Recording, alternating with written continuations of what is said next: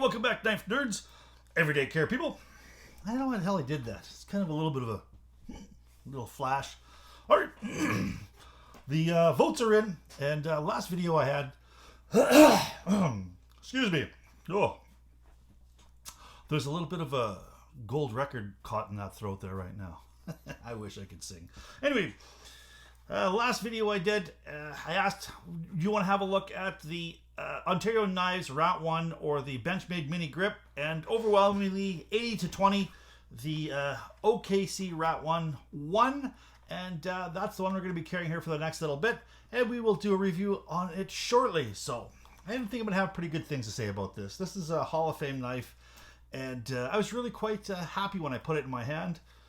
And I was not, it wasn't shaman gong of the ages happy, but it was very, very comfortable. Great knife, and I expect really good things out of it. So what we want to have a look at today is we're going to have a look at this Para 3. I put some scales or some patina on it, and I wanted to also put some copper scales on it, some Flytanium copper scales. I ended up buying a set of these scales from a fella on Reddit. His name is Cody Hurst 4 is his subreddit. Hell of a, really good deal. Great guy. Things were shipped really fast out to me. That's exactly how he said they were. So I got these scales that were pre-owned, and I also got a used chaparral in the FRN with a CTS XHP steel on it, which I love that steel, and that will be coming down the pipe here too as well. Just a little quick, I'm going to say PSA or something. I ended up checking out, there is a new knife store. If you're in southern Alberta, Lethbridge, Medicine Hat, even Calgary if you want, there's a little town called Fort Macleod. It's about 35 minutes out of Lethbridge here to the west. And they ended up going to go see Alberta Hardware and Variety. They've got a little knife store in the back there, as well as a wicked-ass hunting store too there. And I met a fella by the name of Steven, and a wickedly nice fella. I'm going to be helping them out with trying to get some really good Spyderco product in there and see what else we can do here in the future. Just, you know what, they look like they are gonna they're game, and they want to put some wicked blades in there, and they want to serve their customers extremely well. So if you got some time, head down there and see them. Tell them the Big Canucker sent you, and have a look, buy some. I ended up buying, that's another thing I forgot to grab. It's in my kitchen right now. I got a 6-inch Spyderco Chef's utility knife from them, and I've already used it, and wow, I'm pretty damn impressed with that. So that'll be coming down the road too as well. So in the meantime, let's have a look at this, putting the tabletop and putting these Flytanium scales on the Spyderco Para 3. I am not, Nick Shabazz, I've tried to do some kind of videos here where I've taken stuff apart and put on stuff, and Nick Shabazz, I've watched his videos, he does it so seamlessly. I feel like such a klutz. So if I screw something up or your OCD is going bananas, just please give me a break. All right, so let's have a look at these, and we'll put these scales on. All right, so let's a little closer look at this. I really, really love this knife. This Para 3 is one of my favorite knives of all time, and I just wanted to get something just to give it a little bit of a difference, a little bit different. I ended up putting a patina on this Maximate because I was really up in the air about whether or not I was going to put a patina on here, and I was very careful in wiping the blade off and stuff, like that. And then I ended up leaving a little bit of tape residue on here, and I didn't notice it right away. And by the time I got it wiped off, it had already left a mark. And I thought, well, do I want to sand this thing? Because the finish is kind of nice. And I just ended up saying, screw it. I got some mustard out there, and I put a mustard patina, and I think it looks really, really well. And we'll see how it looks with these scales on. So these are pre-owned. They've got a little bit of schmeg on them. I've cleaned them up really well. I've used some, actually, I ended up using some acid from a set of aluminum wheel cleaner spray, and it did a really, really good job. So they look fairly new, but they're going to have patina on them. I might shine them up with some flits in a bit, see if I can mirror polish them. I think that looks so gorgeous, but it's going to get a patina on it. Copper is really, really hard to stay shiny. So what we want to do is, I ended up taking off my lanyard, which is no big deal. I'll have to retie that because I love lanyards, and we will start with, I ended up getting my Wera hardware here to take them apart. So you're going to need a 6, an 8, and a 10 mil. So 10 mil for your pivot, and then your body screws are going to be the 8 mil, and then you're going to want to take your clip off because that is going to go within your new knife, and that's a 6mm. So we'll probably start with the clip because that's the easiest thing to do. And then we will close this all up so I don't get cut. I might tape the blade. Am I smart enough to do that? Not right now. And then we'll need a little bit of thread locker too as well. I happen to use the Worth thread locker because it's thick, it doesn't run, it doesn't hit the floor like some of the other thread lockers out there that are quite thin. I see people use some paste and stuff like that, and that's fine too, but I ended up having, this is my little soldering mat is what it's called. If anybody wants to know what this is, it's actually for electronics and soldering. It's kind of a heat resistant silicone, and it's just nice because it's compartmentalized. I know you can get them out there that have little magnets in them and stuff, and which is not great for electronics because you don't want to magnetize your electronic things, but to keep your stuff into place, they are handy if you don't use them for that. But I happen to like this. I think I'm going to get one of those green gridded things for, I think people who are seamstresses use them. I think that's what I'm going to end up probably doing because I really like the look of that. I love the look of that grid. And so looks like we will probably take out not a lot of body screws on this bugger, eh?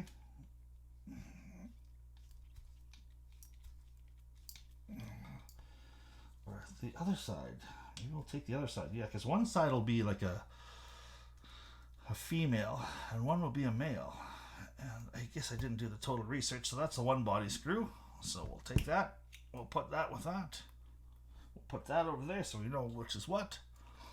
And then we'll put that, drop that in there. Now I anticipate one of the issues with this is going to be this lanyard too, because it is kind of pressed in there. And I've seen people who have done takedown videos, and it just seems like that gives them a little bit of grief when they're pulling it apart.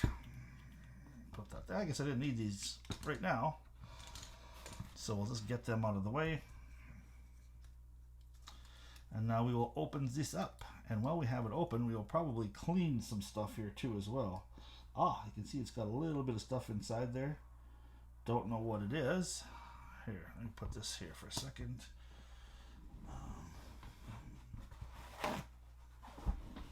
Little bit of paper towel. Some paper towel for my paprikash. Alright. So. Oh, what did I do? Oh, that's what fell out. Your stop bar fell out. I was like, what the hell?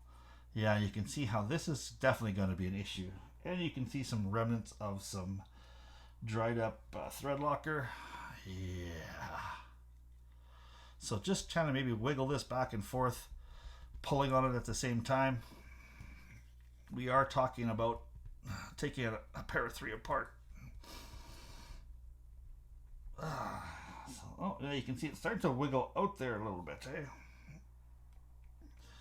Wiggle it just a little bit. Oh! There we go. Came apart.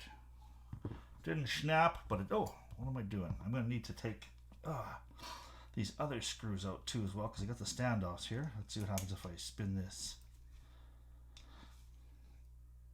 Oh, yeah, that's starting to...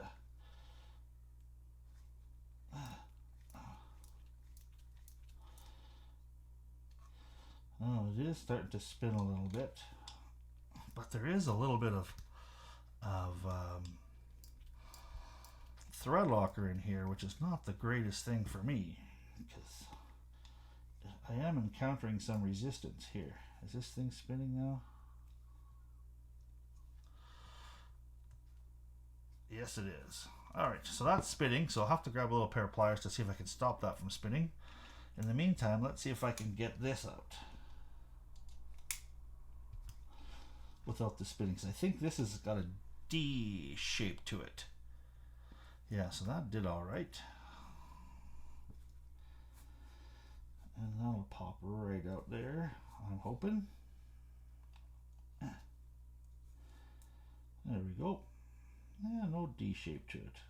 Oh yeah, there's a D-shaped ring to it. So put that in there along with that. Can go there. And then we got to get that off. So how are we going to get this barrel off?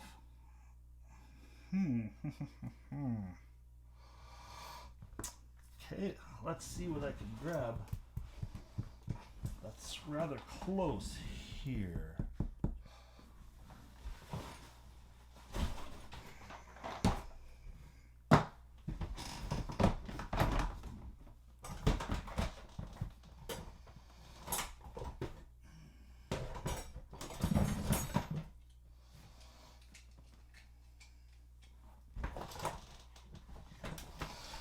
Okay, well, we'll try these gooseneck pliers here.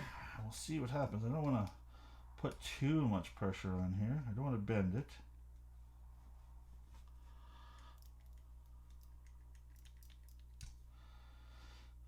There we go. Oh. I mean, I'm really not putting a whole lot of pressure on there. It's kind of marring that surface a little bit. I know it's going to be hidden, but I don't like the look of that. And I'm really not pressing on this very hard. I'm surprised that the thing is kind of marring the surface.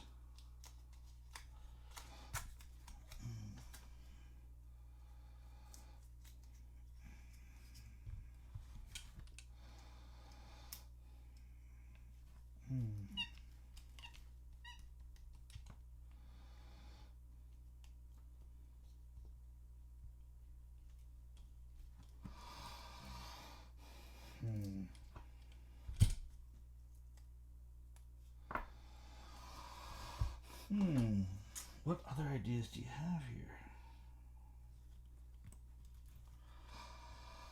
Well, let's see if perhaps I can pop the scale out a little bit. No. I'll work on that in a second here. Oh yeah, there we go. There's a little bit of a... Okay. I think what we can do is we can use a little bit of a pry.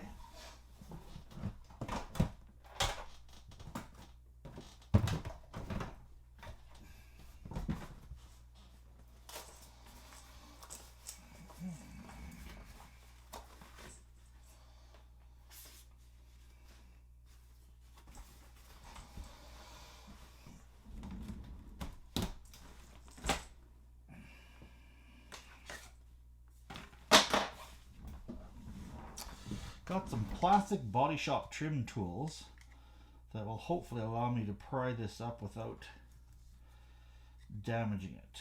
If I can get it in there, it doesn't seem to be going in there too well, So I don't mind chipping this tool. I'd rather chip this tool than hurt my pair of 3 here.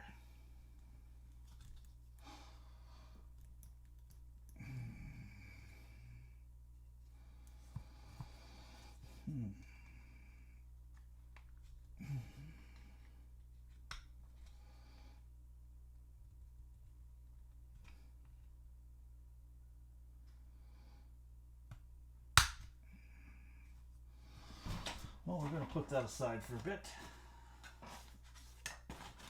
And we'll work on getting this part off here. So this doesn't spin. And this here happens to be wrong size. Go up there, that can go here. Alright.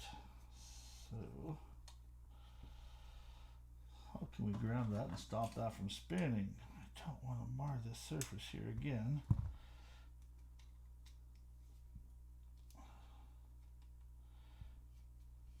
There we go. Just took a little bit of, just a tiny bit of persuasion and she came out. So that is here with that one, and that can pop off there. And then that liner is, hopefully will be free in but a second.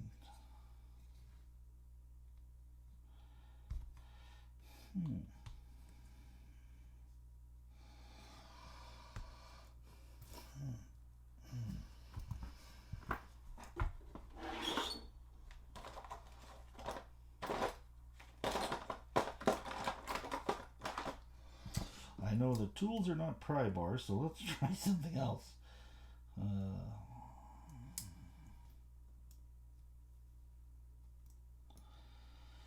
Well, we'll see if this little thing here can pry that up.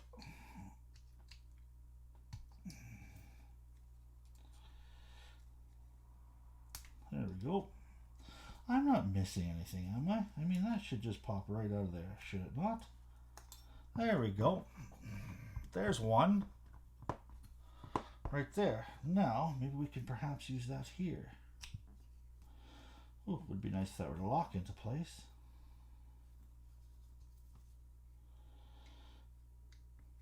Oh, well, we'll put that away. I'll try something else that'll lock into place.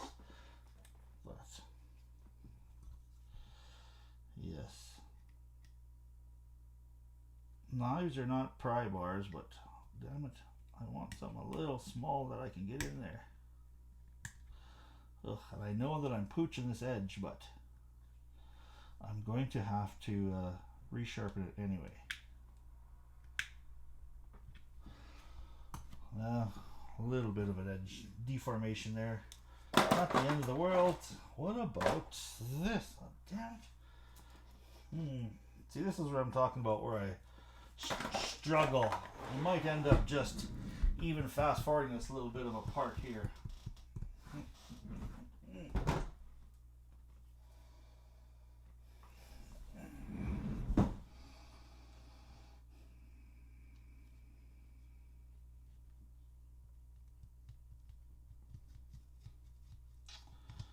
Holy cow, you'd think that this is made for that. There we go. This is actually a large kind of wire stripper here through my company, and it just seemed like it worked like it was supposed to be there. That was awesome. Yeah, that just kind of went through there like butter. Now, how do I get it off the rest of the way, though? Or is it supposed to stay there? Is that supposed to stay there now? Who knows? We'll end up taking these, and we'll put these inside a little plastic bag. We'll put this away. And then we will now attempt to clean up these, this edge here.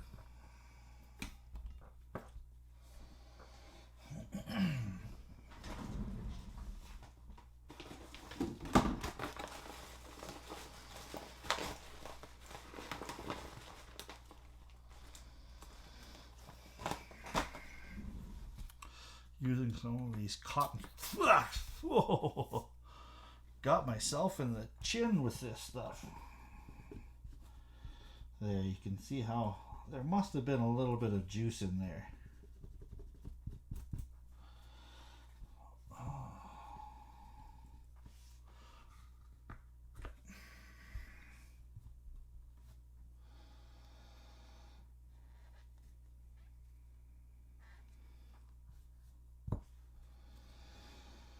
Okay, that's clean.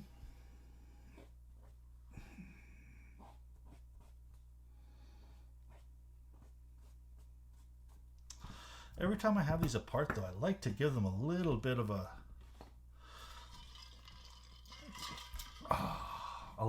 polish, just to make them that much smoother.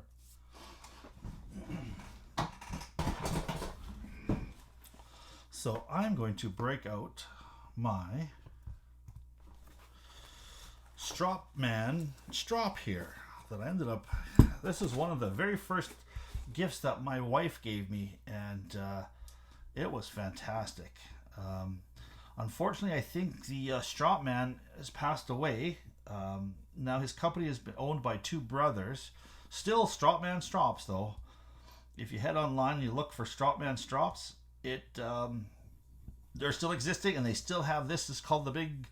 The 4 something or other, I think this is called. And you know, it's got 4, and you can order these with flesh side in or out, so the smooth side or the little bit of little fuzz on them out. That's why I have these 3 of these sides have the fuzz out, except this 4th side would have diamond spray on here. That's fuzz side in.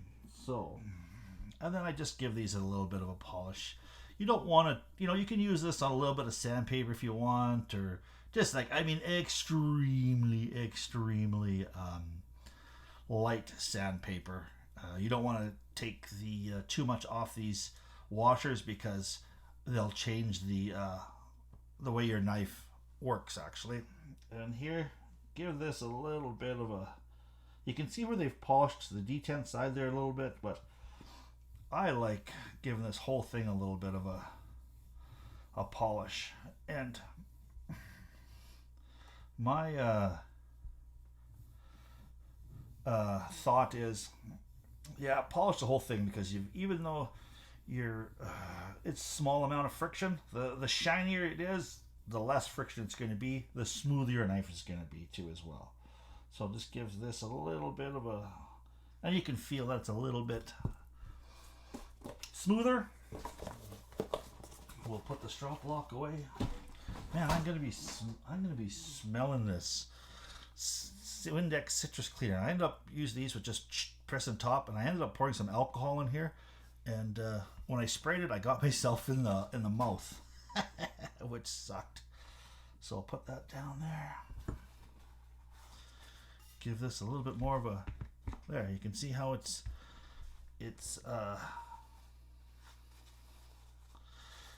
dispensed some really nice cleaner. Yeah, these are basically just Windex things for cleaning surfaces, and they're just so handy for the knife. You can repurpose it. Once the Windex is right out of it, just put some rubbing alcohol in there, or any sort of cleaning solution for your little knife shop, and it's just, you don't have to worry about pouring it. You just give it a little bit of a press, and it dispenses some. So just a little handy thing. I like to repurpose stuff. I don't always buy everything brand spanking new, because this is a very, very expensive hobby. So if you can, find a way to repurpose things and, save a few bucks here and there, hey, no problem. Oh, no. Uh-oh. Gonna have to reprint my little sign up here a little bit. That sucks. Oh, well. There are worse things in life, I suppose.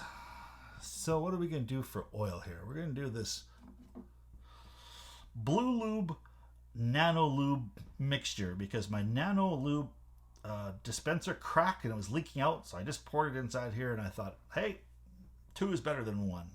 So far, it's been all right. So now what do we do here? So it looks like we're going to have to put these all in there like so. Okay. Fit in there, my friend. Uh-oh. Uh-oh. Press fit. Press fit.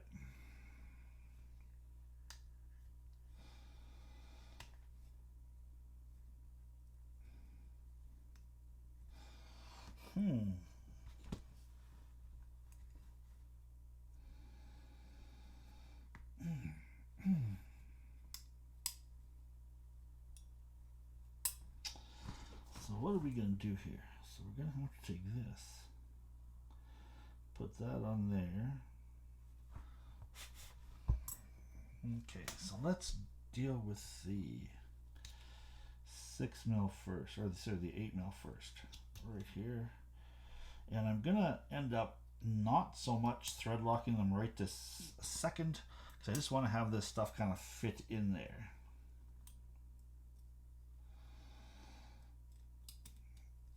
And once I get it in there, then I can deal with, thread locking everything. I just want stuff in there kind of tight, right? Because it doesn't seem to be fitting as kind of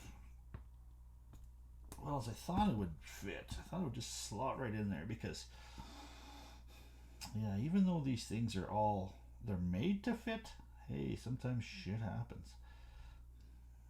Yeah, see, that's in there nice, that's in there nice, but the bottom doesn't seem to be fitting in there really nice. And I don't have a vise to kind of press that in there, but I do have a great little set of Nipex pliers that'll work really well in there. Let me grab those. Well, that's not good. Well, let's just see about this. See if I can get this side in here. No. There we go. That went in there really, really nice. Hello. Yeah, see, that side fits fairly nice. No issues, no worries there. That fit really, really good. Okay, so that's in there really, really nice. Just not this side here. Doesn't seem to be fitting in there really, really nice.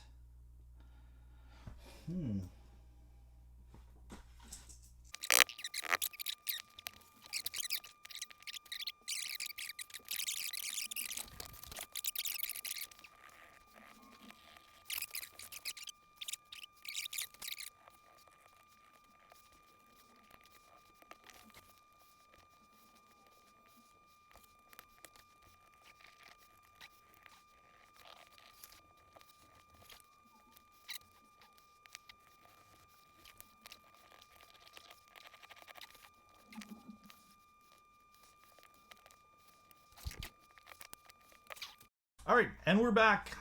Apologize for had a little bit of technical difficulties. Took a little bit to get this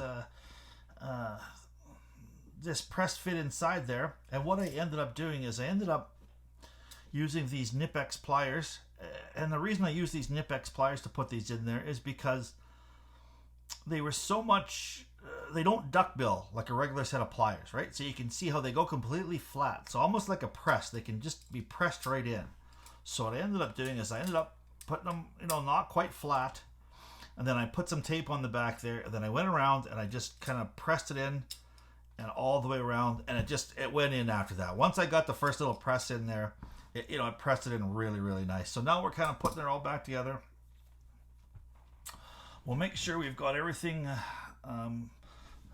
and hopefully Bob will be your uncle and we will have this done.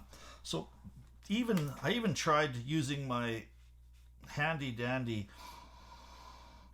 ceramic file set here. You can see here where I ended up taking a bunch of copper off the end there and it still wasn't fitting in properly, and I could have probably sanded there for quite some time. And I'm not going to totally blame Flytanium because they are dealing with thousandths of an inch in some of this stuff, and I don't know what their warranty is or what they say, but pressing that in, it went in like Bob's your uncle. And I mean, it is less than half of a hair's width difference, I think, than whatever this came out of, because this side went in so beautifully, this side was just slightly, and I think I would have been able to press fit it in there right from the beginning if I would be able to find these right away. So okay, so let's just get everything else in here and then we will be done. Okay, so got a little bit of lube there, so let's just find our little D-link here. So the one of these sides will have a flat spot. It's not, there we go. You can see the little flat spot right there, and there'll be a D inside there, a flat spot, and that's what it has to line up. So that way your pivot is not going to spin. And of course you want to put your washer in there. I have forgotten washers. Give it a little bit of a turn, knock it out, and then you have to do it all over again.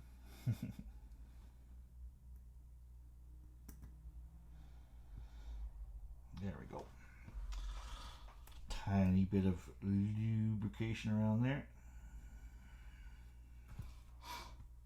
Now the one thing about lube too as well that's really, really nice is it also not only does it lube stuff, it also helps keep stuff in place. Like if you're having a hard time where you've got a washer that's not behaving and it's kind of not in place all the time, put a tiny bit of lube on there, and that'll, the surface tension of your lube will hold your washer in place. There we go. Give that a little bit of a tighten. So, okay, so we've got that is in there. So now we've put this one in place on that side, which I don't know why. But okay, so let's drop this blade in here. Put a little bit of lube on the inside of your pivot, and then also I want to put some lube across the detent path too. You always want to make sure that's nice and lubed up. Okay, so let's go like this.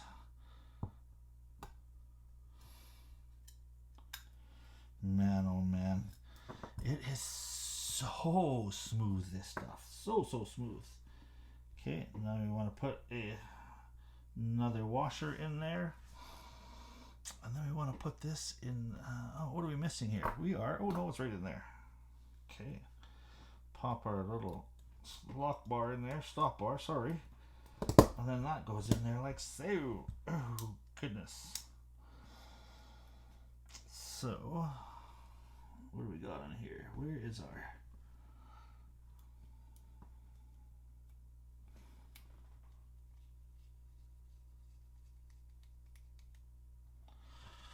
There we go.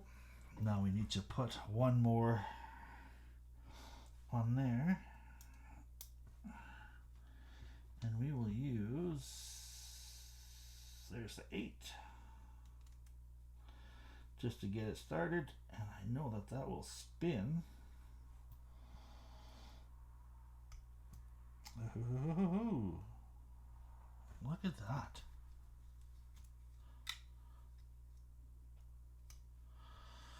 Now the action isn't absolutely fantastic right now, so we will loosen that up a little bit.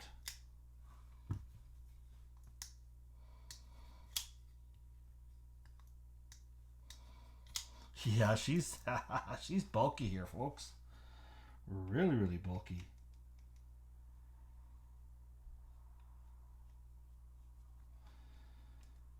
All right.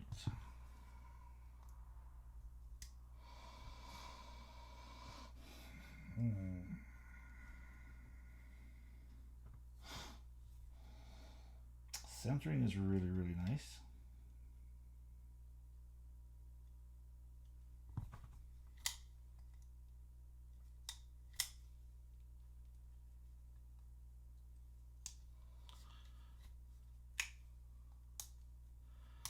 There we go. Now we'll make sure this is all tightened up.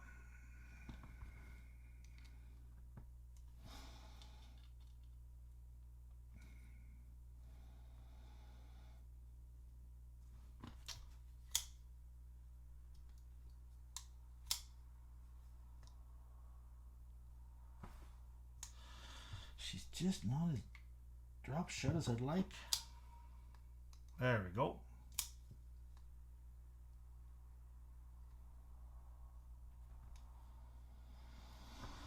We can put a little more lube in there. Oops. There we go. Drops of stuff.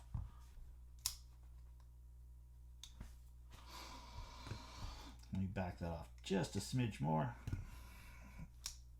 No side to side. Oh, just like butter. There we go. All right, so let us make sure that there's no side to side, no side to side. And now we will put our on here, our scale, hello. We'll put our clip on there, and we will use number 6.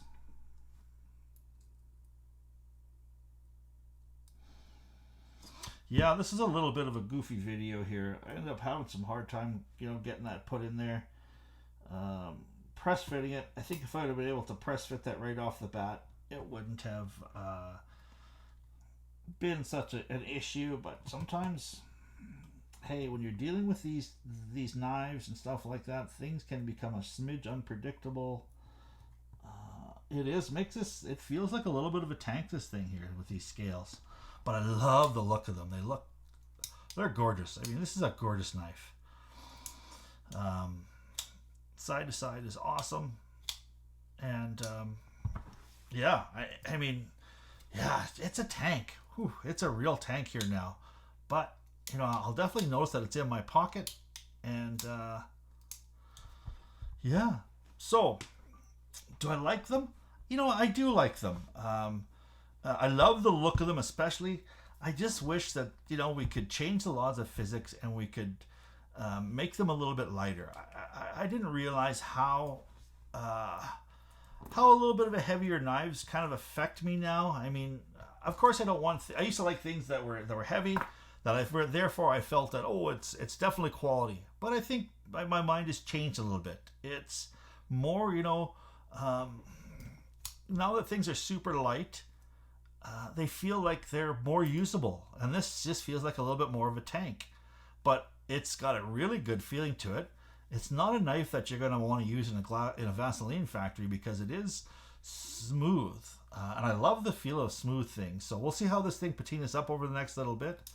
And we'll give it a go from there. But this Maximet is such a wicked steel. So give me your thoughts on what you think that is. Thanks so much for having the patience to stay with me here and to get this all finished. It's going to be a little bit of a choppy edit because of having to press fit that one scale in there. But hey, life's interesting. And yeah, so thanks so much for stopping by. If you like what you saw, please give me a thumbs up as well as subscribe.